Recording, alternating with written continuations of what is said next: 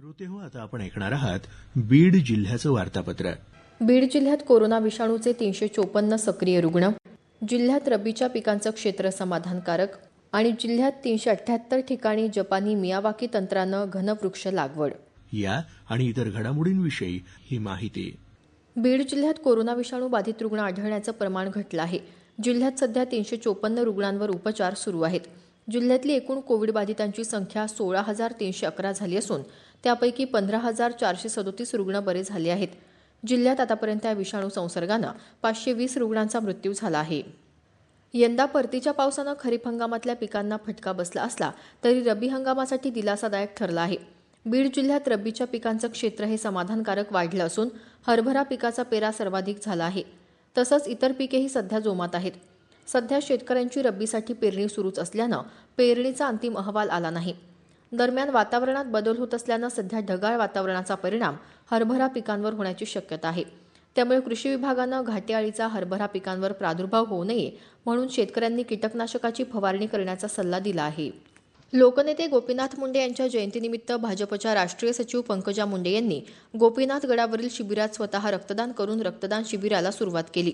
राज्यभरातल्या हजारो कार्यकर्त्यांनी कोरोनाचे नियम पाळून गोपीनाथ मुंडेंच्या समाधीचं दर्शन घेतलं. गोपीनाथ गडावर माजी मंत्री महादेव जानकर, खासदार भागवत कराड, खासदार सुजय विखे यांच्यासह अनेक मान्यवर कार्यकर्ते यावेळी उपस्थित होते. पालकमंत्री धनंजय मुंडे यांनीही गोपीनाथ गडावर जाऊन समाधीचं दर्शन घेतलं. बीड जिल्हा परिषदेच्या विविध विभागांनी जपानी मियावाकी तंत्रानं जिल्ह्यात 378 ठिकाणी घनवृक्ष लागवड केली आहे. जिल्हा परिषदेचे मुख्य कार्यकारी अधिकारी अजित कुंभार, अतिरिक्त मुख्य कार्यकारी अधिकारी आनंद भंडारी यांच्या पुढाकारातून ही घनवृक्ष लागवड करण्यात आली आहे. या माध्यमातून तब्बल 3.25 लाख रोपांची जोपासना जिल्हा परिषद करत आहे. बीड जिल्हा राज्यात सर्वात कमी वनक्षेत्र असलेला जिल्हा आहे. यंदा चांगला पाऊस झाल्यानं हा उपक्रम राबवण्याचा निर्णय घेण्यात आला आहे. सुधारित कृषी कायद्यांच्या विरोधात विविध पक्ष संघटनांनी पुकारलेल्या भारत बंदला बीड जिल्ह्यात संमिश्र प्रतिसाद मिळाल्याचं दिसून आलं. जिल्ह्यातली बस वाहतूक बंद होती, मात्र बाहेरच्या जिल्ह्यातून बसगाड्यांची ये-जा सुरू होती. बीड शहरासह जिल्ह्यातल्या बाजारपेठा उशिरा उघडल्या, भाजी मंडई देखील सुरू होत्या. कृषी कायद्याच्या विरोधात दिल्ली इथं सुरू असलेल्या आंदोलनाला समर्थन देण्यासाठी बीड जिल्ह्यातल्या विविध पक्ष आणि संघटनांच्या वतीनं जिल्हाधिकारी कार्यालयासमोर धरणे आंदोलन करण्यात आलं. या आंदोलनात जनता दल, मार्क्सवादी कम्युनिस्ट पक्ष, भाकप, शेकाप, स्वाभिमानी शेतकरी संघटना, वंचित बहुजन आघाडी, शेतकरी संघर्ष समिती, किसान सभा, युक्रांद, आम आदमी पार्टी आदींचा सहभाग होता. बीड जिल्ह्यातल्या शेतकऱ्यांना कापसाची ऑनलाईन नोंद करण्यासाठी 19 डिसेंबरपर्यंत मुदतवाढ देण्यात आली आहे. जिल्ह्यातल्या ज्या कापूस उत्पादक शेतकऱ्यांनी अद्याप बाजार समितीकडे नोंद केलेली नाही त्यांनी आवश्यक त्या कागदपत्रासह नोंद करावी. यानंतर पुन्हा नोंदणीसाठी मुदतवाढ मिळणार नाही असं प्रशासनाकडून सांगण्यात आलं आहे. बीड इथं जिल्हाधिकारी राहुल रेखावार यांच्या प्रमुख उपस्थितीत ध्वजदिन निधी संकलनाचा शुभारंभ करण्यात आला.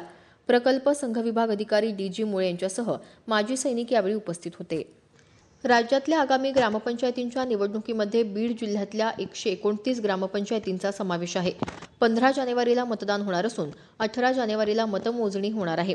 निवडणुका आणि मतमोजणी खुल्या वातावरणात पार पाडाव्यात असे आदेश जिल्हाधिकारी राहुल रेखावार यांनी जारी केले आहेत. अण्णासाहेब पाटील आर्थिक मागास विकास महामंडळामार्फत राबवल्या जाणाऱ्या छत्रपती राजाराम महाराज उद्योजकता आणि कौशल्य अभियान योजनेअंतर्गत बीड जिल्ह्यात 1,450 तरुणांना 63 कोटी 40 लाख रुपयांचं कर्ज वाटप झालं आहे. तसंच या नवउद्योजकांना 4 कोटी 45 लाखाचा व्याज परतावा त्यांच्या खात्यावर जमा झाला आहे. नियमित हप्ता भरणाऱ्यांना महामंडळाकडून व्याज परतावा दिला जातो अशी माहिती अण्णासाहेब पाटील आर्थिक मागास विकास महामंडळाचे जिल्हा समन्वयक अमित मालेगावकर यांनी दिली आहे. बीड जिल्ह्यात आष्टी इथल्या सहाय्यक निबंधक कार्यालयातला सहाय्यक निबंधक सुधाकर वाघमारे आणि लिपिक कविता खेडकर यांना 7,000 रुपयांची लाच घेताना अटक करण्यात आली. संस्था नोंदणी करण्यासाठी त्यांनी ही लाच मागितली होती.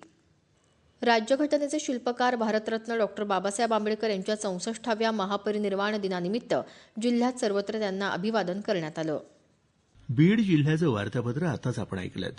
जिल्हा वार्तापत्राचा हा कार्यक्रम आकाशवाणी औरंगाबाद केंद्राच्या प्रादेशिक वृत्त विभागानं सादर केला.